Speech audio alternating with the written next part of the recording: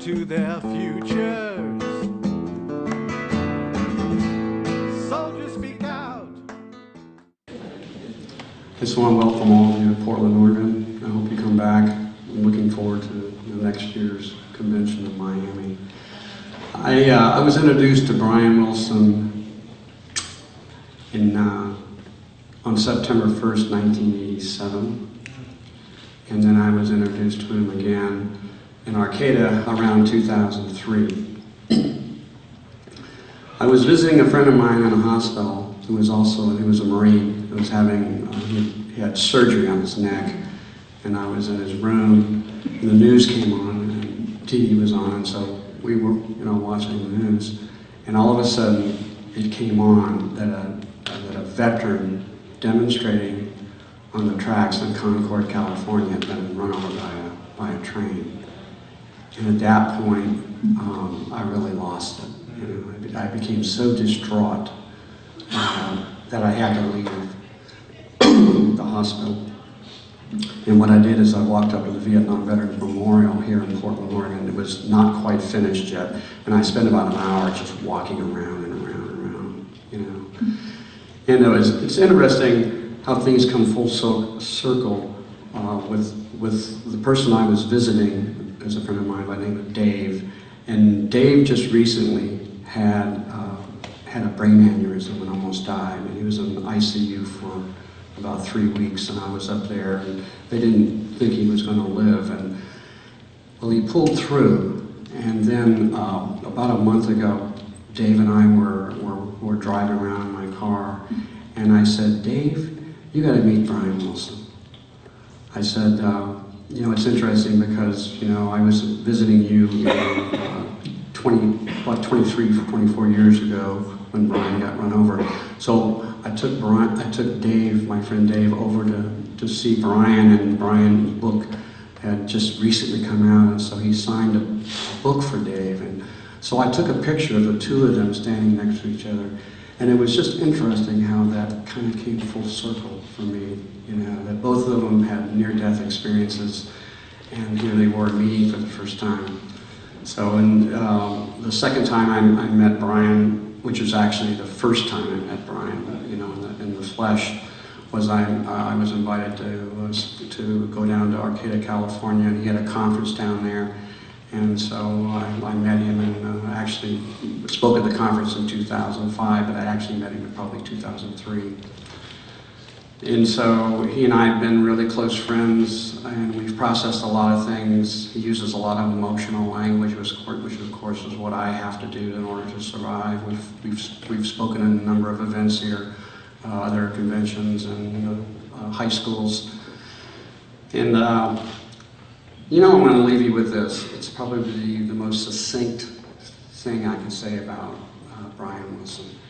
And that is that the Brian Wilson story is more powerful than a locomotive.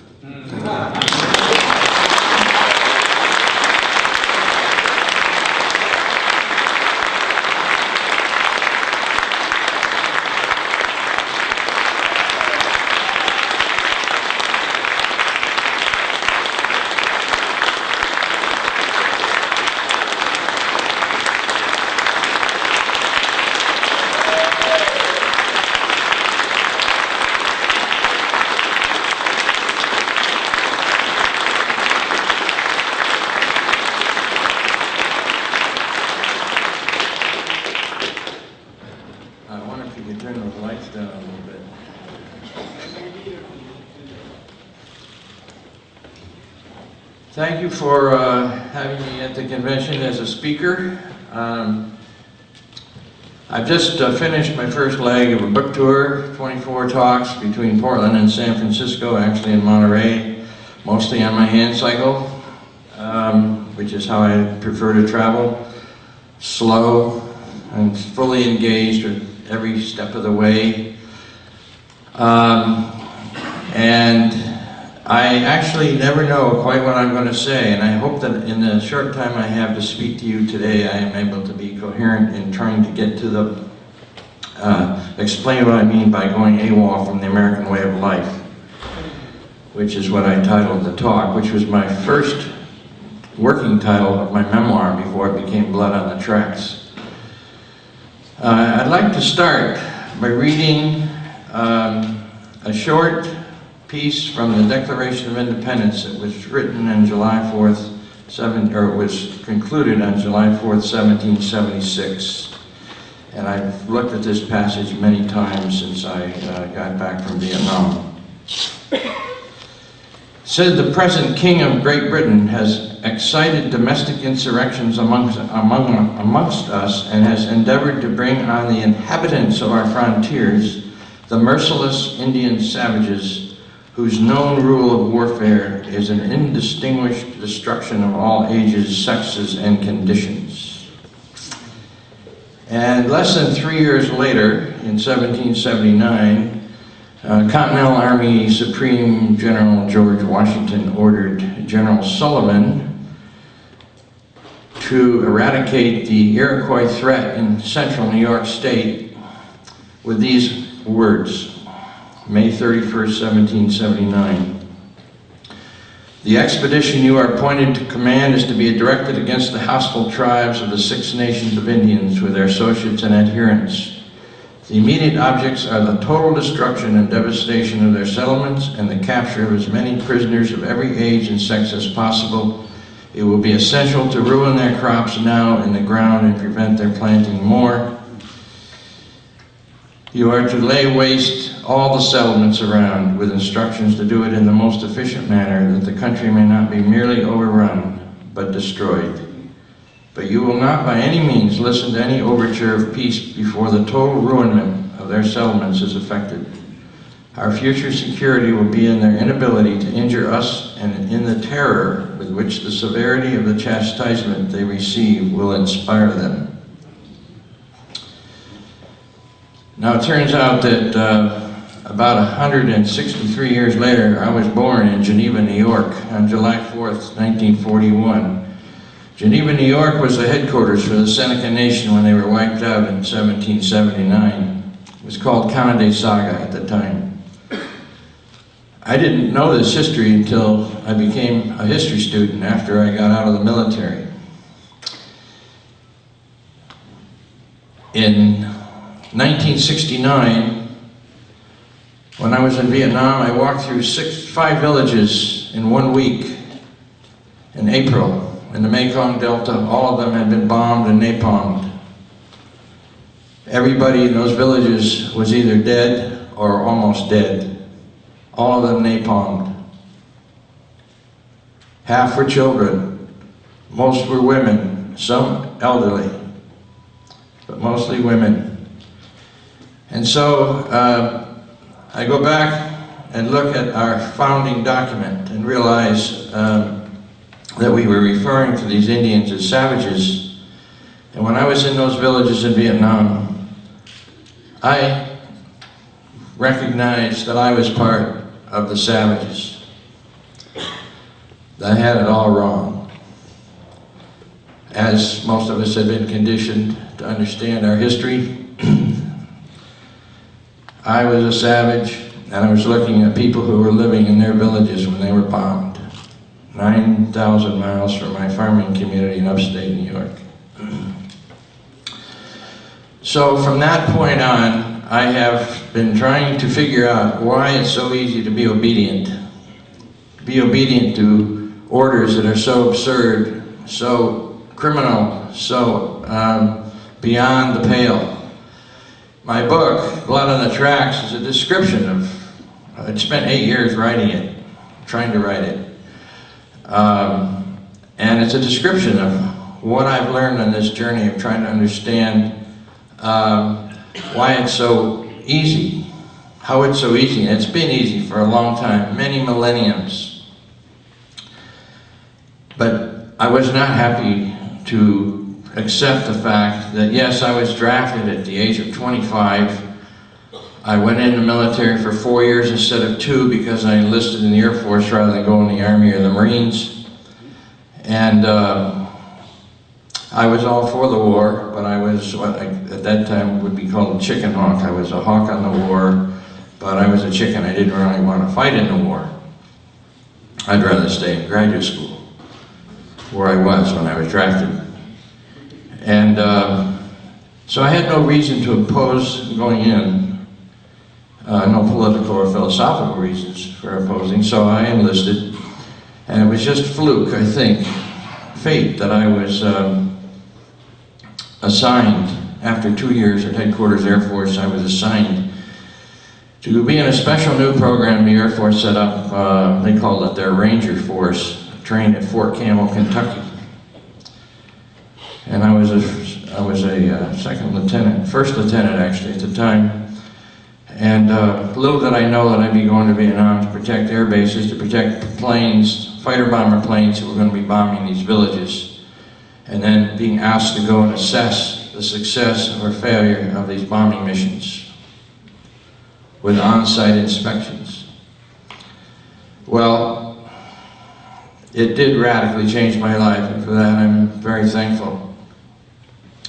But to try to understand how this policy goes on and on and on and on has been something that has tantalized me in my entire post-Vietnam life. How is it so easy to keep doing these incredibly demonic, criminal behavior, these policies, not unique to the United States, but nonetheless, I thought I was part of a country that was, the greatest country in the history of the world, endowed by our Creator to bring prosperity to the impoverished and Christianity to the heathen. You know, it was a pretty simple story. It was a great story.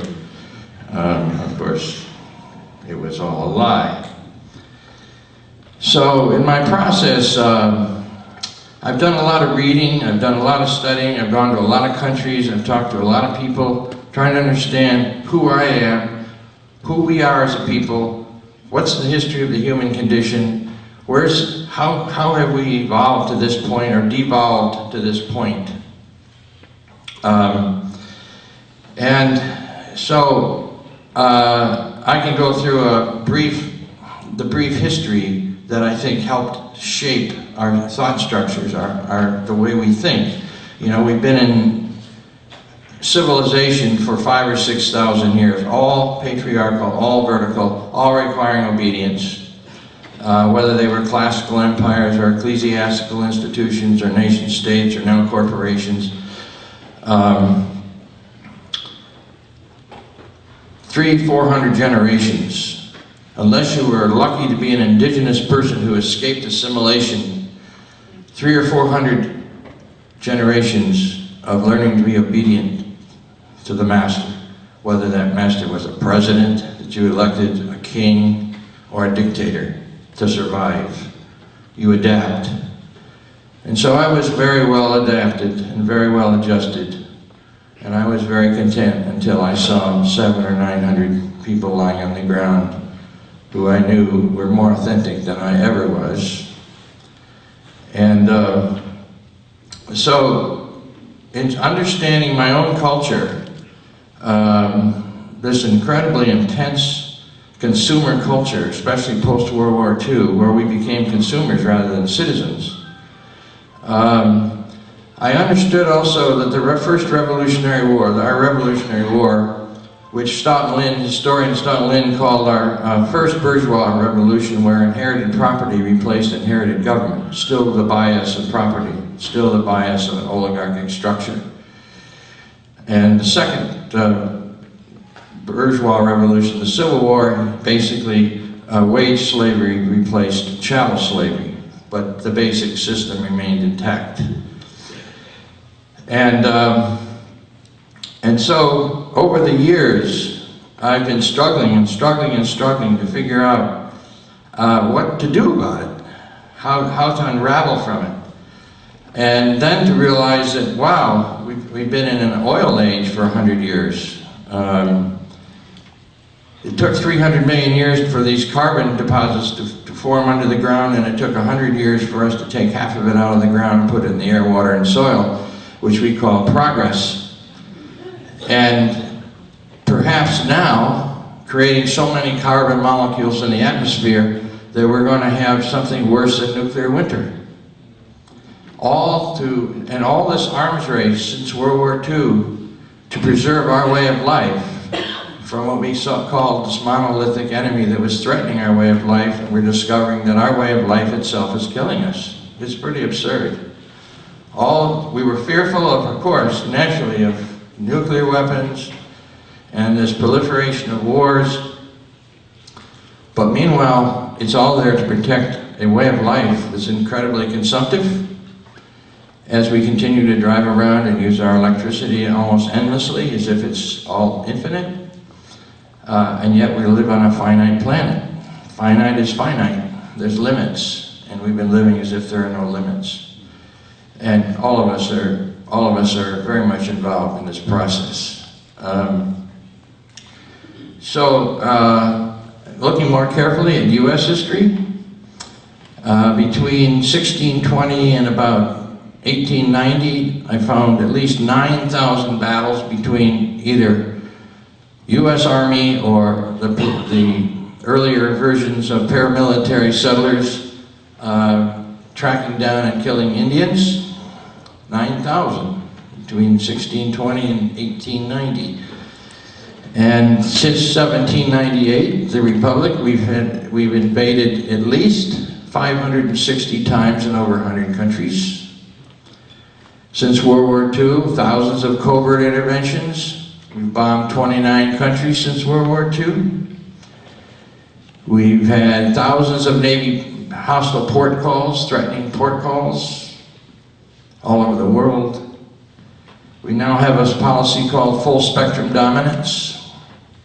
We have ships in every sea space, planes in every airspace, military planes in every airspace.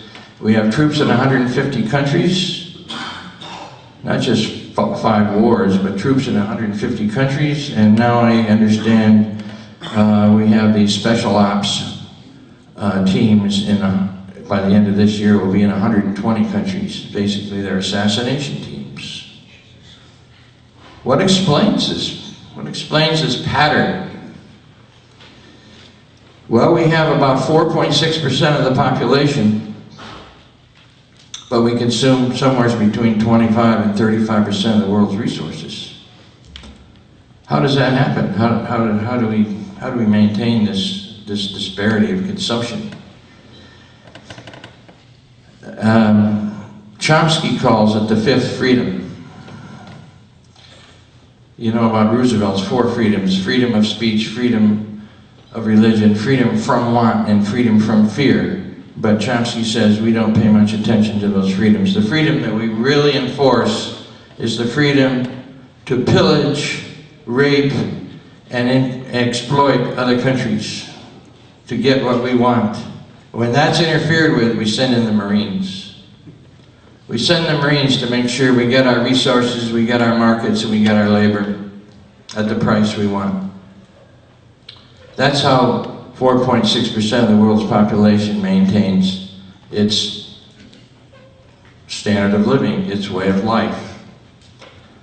So I think we're leaving an era of entitlement that was enabled by plunder, and we're about to enter, if we haven't already, the era of consequences.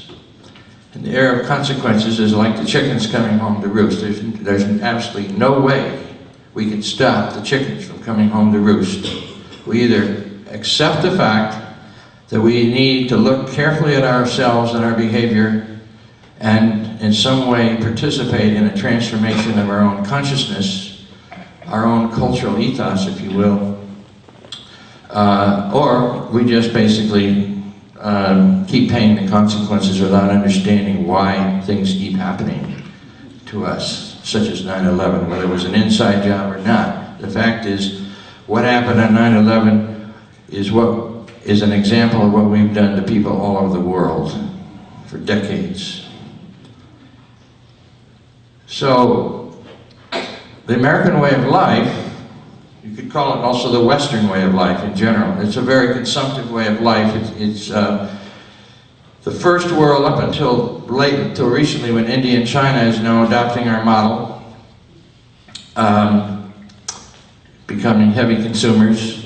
The what we call the first world, with about 25% of the population has consumed about 85% of the world's resources, which leaves 75% with 15%. That's been maintained by imperialism. Plain and simple. And when I was in Vietnam, when we're in all these other countries, we're basically mercenaries. Whether we're public mercenaries or private mercenaries, we are mercenaries of basically to preserve a way of life and a profitable system for a few people. Even though our way of life itself we think is great for most of us, at least most of us that are white middle class, which is, by the way, another blip in history, was the post-World War II middle class. First time we've ever had that many people with that much affluence in our history.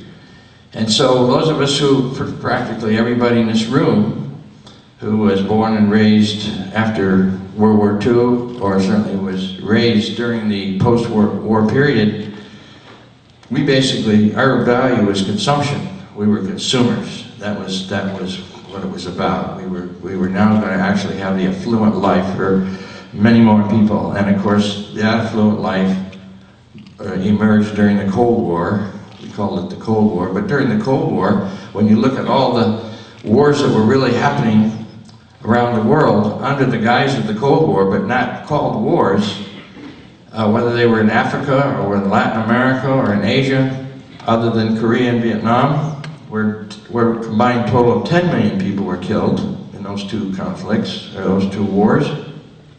Somewhere between 20 and 50 million people were killed during the Cold War. Most of them in what we call the Third World. The chickens will be coming home to roost. And it reminds me of what a blacksmith, an Amish blacksmith used to ask me. I used to hang around this blacksmith. I grew up near Amish communities. This blacksmith asked me, he asked me several times, I thought it was a joke. What are you moderns going to do when the electrons stop? I laughed. He was actually asking me a serious question. Now I think of it as very prophetic. What are we going to do when the electrons stop? And the electrons will stop because most of the electrons are generated by fossil fuels. Oil, natural gas, coal, some nuclear, and a very tiny amount of solar. And probably the biggest issue that we face, more than the fact that we live in an incredible oligarchic corporatocracy, politically, is that we are facing climate instability beyond our capacity to imagine what it's going to be like. Because the carbon molecules keep increasing the levels in the atmosphere, because we basically keep driving and we keep using electricity and we keep using more electricity and we keep driving more. And it's a kind of a rude awakening to figure out how do we break our habits? How do we break our addictions? It's not such an easy thing to do. As you know, if you've worked with drug addicts and alcoholics, working on addictions is a very difficult, challenging task. And our addiction to comfort and convenience, which is, you know, we all like it, including myself. And yet we have been taught not to look at the consequences, not to look at what's all been outsourced to make this happen. We've all sent all the pain and suffering out there so that we could have a good life here without realizing the consequences. So it's a moment for perhaps learning about humility. Humility is a very important thing. We've been a very arrogant people. We're very narcissistic, very self-centered. How could we possibly be bombing people in 5 countries, or how could we possibly bomb 29 countries since World War II if we understood consequences, if we understood the pain and suffering that's happening at the bottom of where those bombs are exploding? How could we be doing it? Empathy is actually an archetype. We cannot live without empathy. Empathy is what ties humanity together. It basically is part of our genetic origins.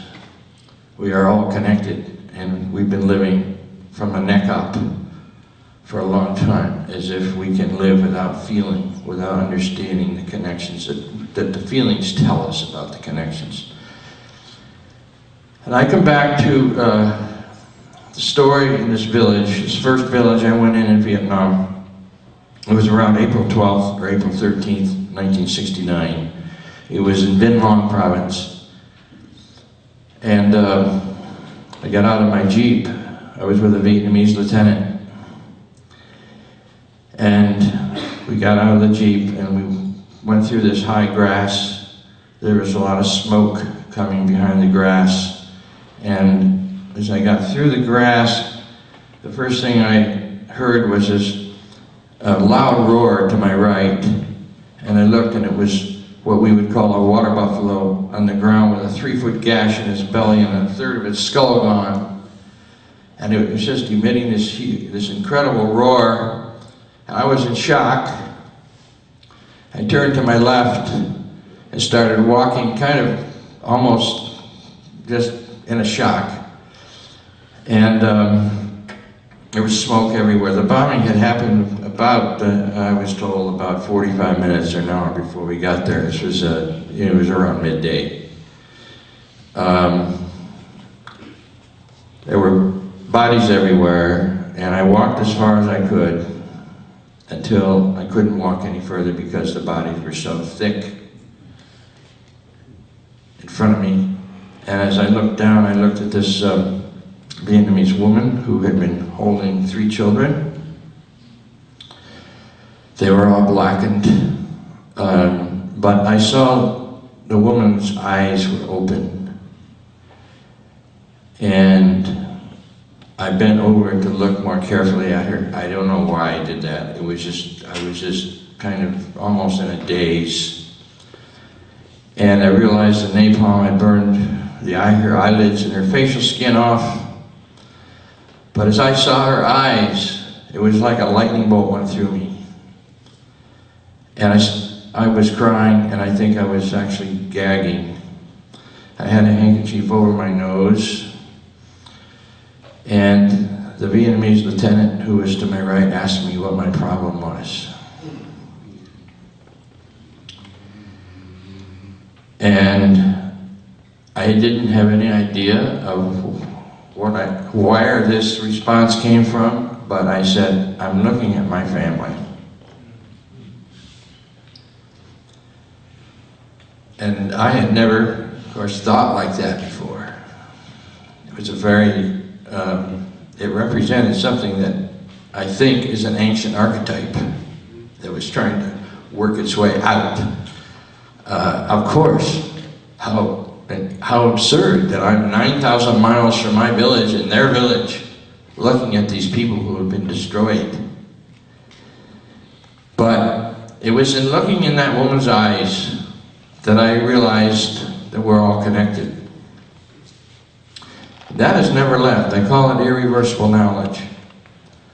I've not been able to, I didn't really want to be knocked out of my paradigm bliss. But it was gone. There was nothing I could do about it. And so, of course, in hindsight, I'm very thankful. It actually woke me up. It enabled me to discover a more authentic Brian Wilson, who I'm still learning about. And so that kind of emotional energy and that experience has guided most of my activism through the 70s, which was mostly involved in prison issues and criminal injustice issues in this country, to the 80s when I was studying more about foreign policy in Latin America, and then started going to Latin America, El Salvador, Nicaragua, Honduras. And again, I had another mini epiphany in Nicaragua in 1986, up in the mountains in Esteli. It was in January of 1986, and the Contras had attacked Reagan's Contras. I sometimes have to understand that a lot of people don't know about Reagan's Contras. It depends on the age of the audience. But Reagan, of course, had basically created and funded and armed these terrorists to destroy the Nicaraguan revolution called Contras. And they had attacked 3 farming cooperatives near where I was living at the time and killed 11 people. And I saw on January 11th, I think it was, or maybe it was the 10th, I saw 5 bodies coming in on horse-drawn wagons and open caskets.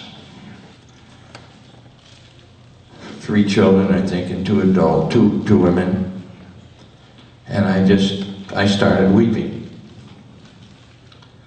Yes, of course, this is just the same thing I had discovered in Vietnam. These are not aberrations, this is a pattern. This is a pattern of a country that has invaded 560 times since 1798.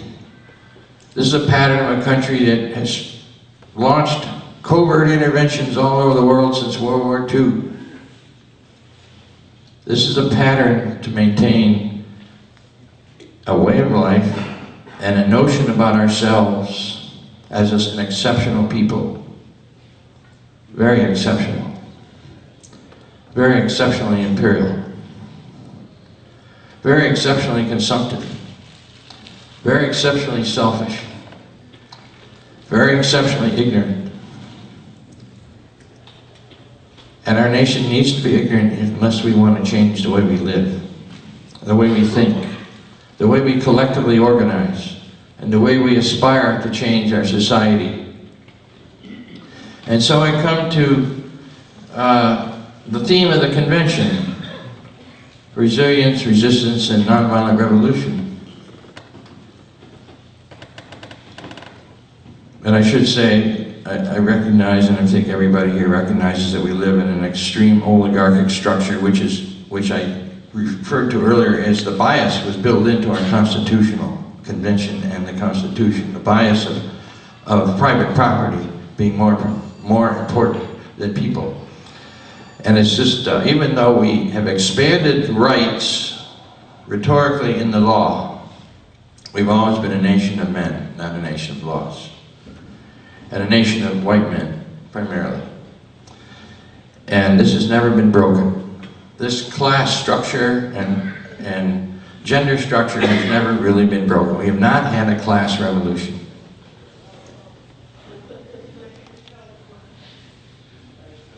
And so, I would suggest that instead of thinking of ourselves as voters, that we start redefining what it means to be revolutionaries. Or maybe you call ourselves evolutionaries. I'm not sure. It doesn't matter. That the arena where we need to be looking is more horizontal than vertical. That psychologically, our dignity is more important than our longevity. I learned that from the Vietnamese, I learned it from the guerrillas in El Salvador, I learned it from the Sandinistas in Nicaragua.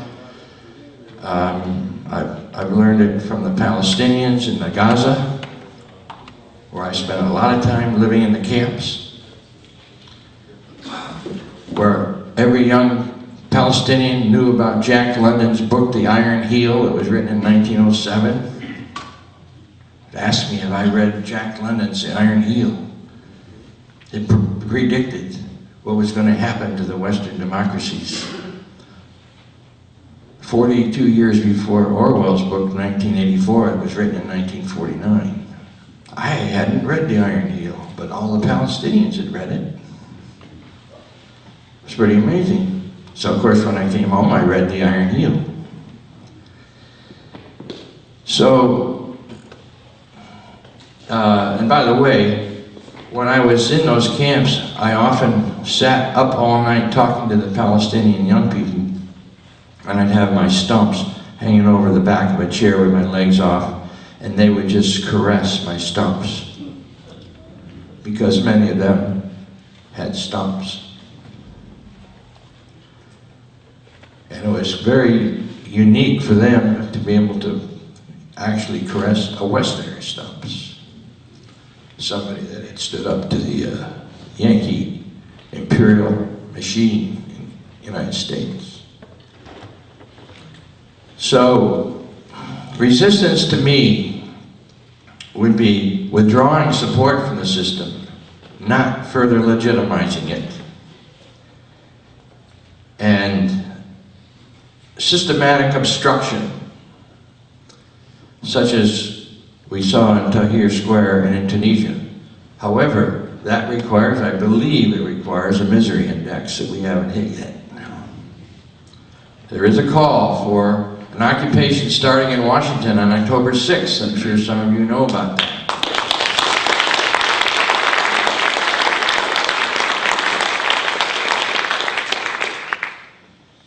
I think it only works if lots and lots of people go there and are willing to not leave. You just stay. That's all you do. You just sit. You don't move. You don't cooperate. You just sit. You don't hurt anybody. You just obstruct. You obstruct public space. You risk life, limb, or prison for your dignity and for the dignity of people all over the world. Will we be able to do it? Remains to be seen. I think it depends on how many people who are truly materially very hurt now, materially very marginal. How many of those will show up? I'm sure there will be a lot of activists that show up, and that's good. But I think it's interrupting business as usual, withdrawing support, tied in with the resilience part, which is, in my view, simplifying, downsizing, becoming more regionally self-sufficient, and again, without a zeitgeist moment in history, you know, these things conceivably don't happen because of individual actions, but they don't happen without individual actions motivating the larger movement. I don't have a magical formula how it works. When I decided to cycle, I'm part of the transition movement here in Portland. When I decided I was going to cycle from Portland to San Francisco promoting my book at book talks, several people said, "You're not really going to do that, are you?" I said, well, part of transition town initiatives is to reduce our energy. It's called energy descent. That's the word they use in the transition booklet, energy descent. That means reducing electrical consumption. It means reducing gasoline use for private automobile use. And so I wanted to reduce my energy consumption in moving my body from Portland to San Francisco, and I do it at 10 miles an hour on my hand cycle. And I actually do love cycling, so it really is not something I consider a sacrifice. So 750 miles, I was able to crank out 700. In that 750 miles, my wheels were rotated 700,000 times. Every rotation 6 feet. Every rotation being one revolution. So 700,000 revolutions later, I actually created a new way of transporting myself to San Francisco. One revolution at a time.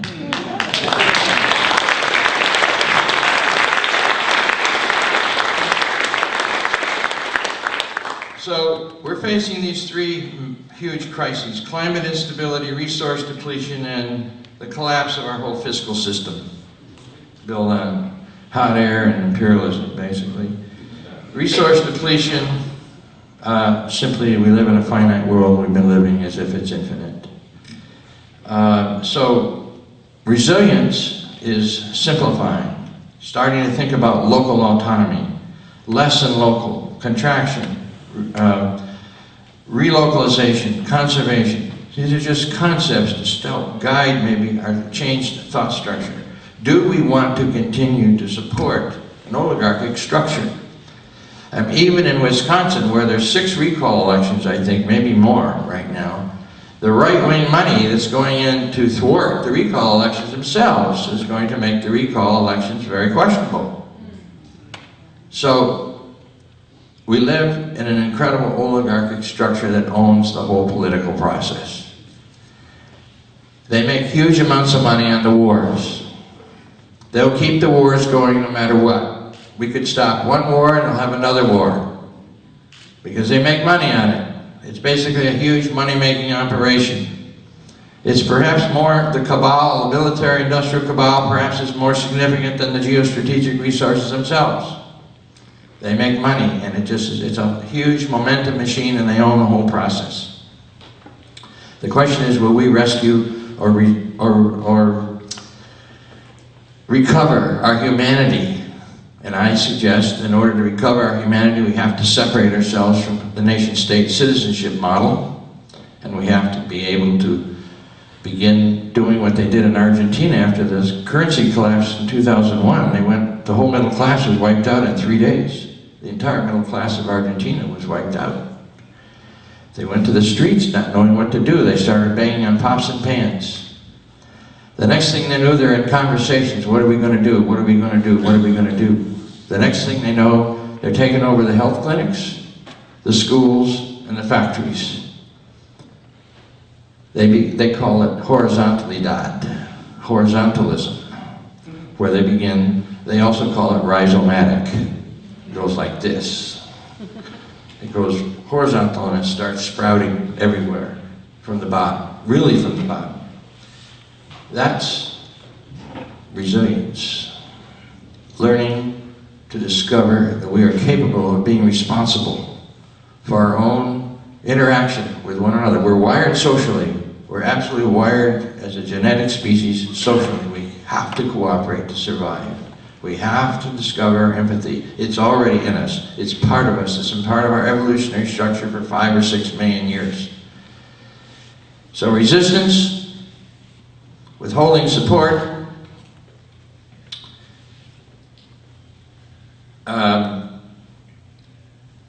learning how to non-cooperate with one another, collectively non-cooperate with the system, strategically doing it, and then resilience, downsizing, regional, thinking of regional sufficiency. It's not necessarily easy to do, but just begin thinking about a different way that we organize ourselves and the way we conceptualize ourselves in the society. To me, those two things equals a nonviolent revolution. Resistance, by withdrawing support; resilience, by radical downsizing, where we actually can become independent and autonomous. I mean, most of us are really incredibly indebted to our credit cards.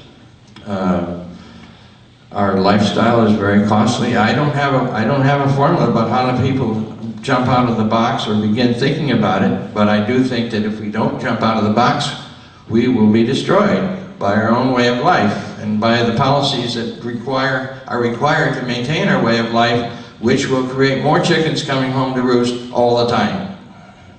It's just that it's like karma. It's like what goes around comes around. It's as simple as that. It's an energy field. And sooner or later, everything comes back. It's like a toxic boomerang. It'll come back with a vengeance. We flip it out there thinking it'll never come back and hurt us. It will always come back. If we send out nourishing and helpful and loving and cooperative support, that will come back. But there's only one way to maintain 4.6% of the population with 1/3 of the world's resources, and that's with imperial policies. It's impossible to not do it. It's impossible to have a policy that's fair. And so in the end, we have to realize that we have the numbers, that the system requires our obedience and doesn't function with our disobedience. The system absolutely cannot function without our compliance. The question is, how do we begin this process of disrupting our patterns, which are very convenient and comfortable, but are destroying us? And that's been the challenge for myself. That's what I write about in the book, Blood on the Tracks. I had to write the book at some point, even though this journey never stops. And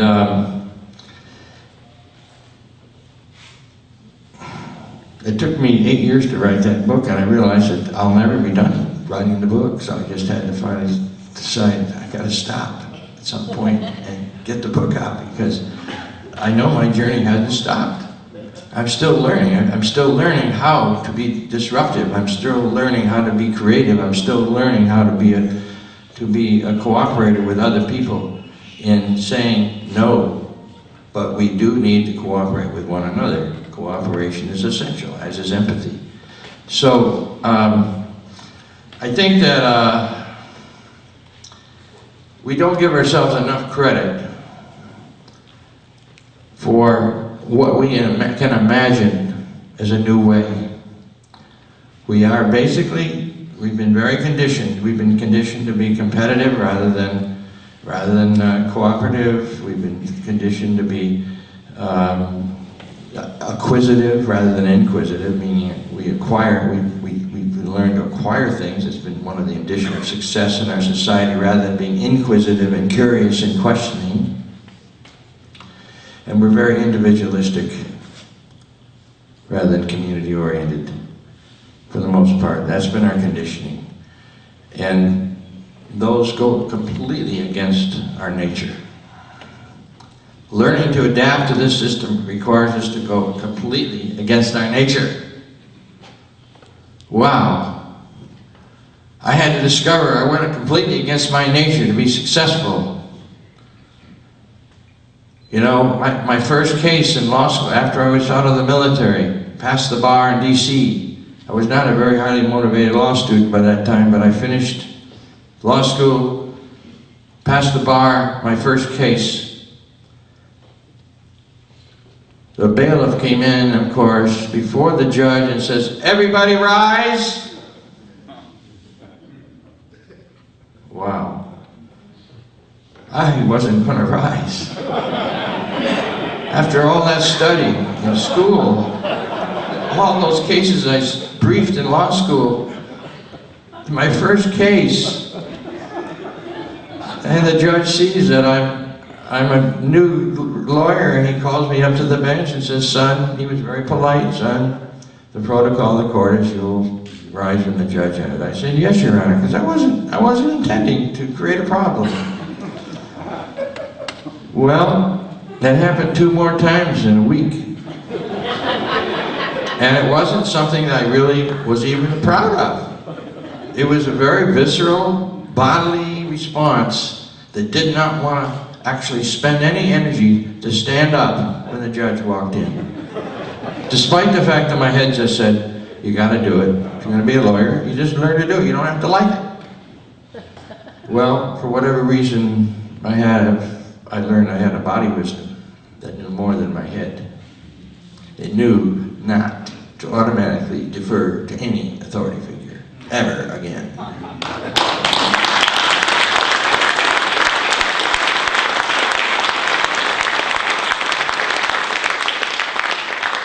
And so, I think we need to learn constructive disobedience like never before.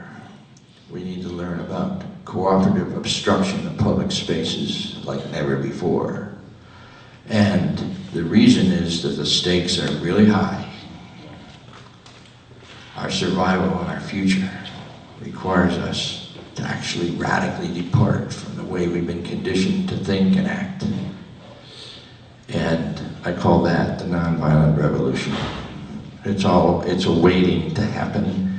And we have everything we need, because it's all in our genetic makeup, to cooperate in small groups and federate small groups with hundreds of other small groups around actually preserving our autonomy and freedom without top-down authority. That's what anarchy means, without authority.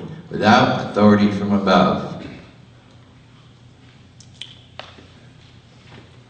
We need horizontalidad.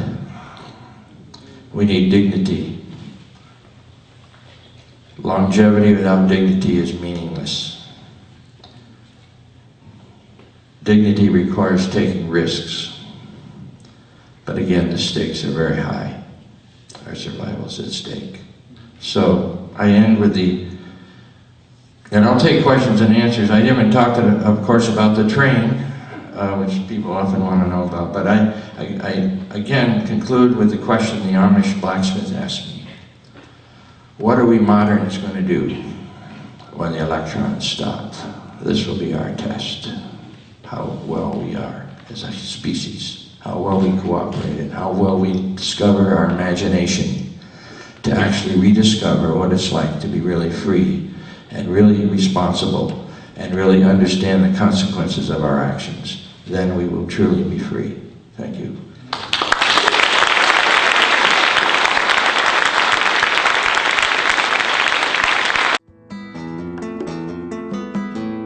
Soldiers, speak out. We have a duty to all children and to their future.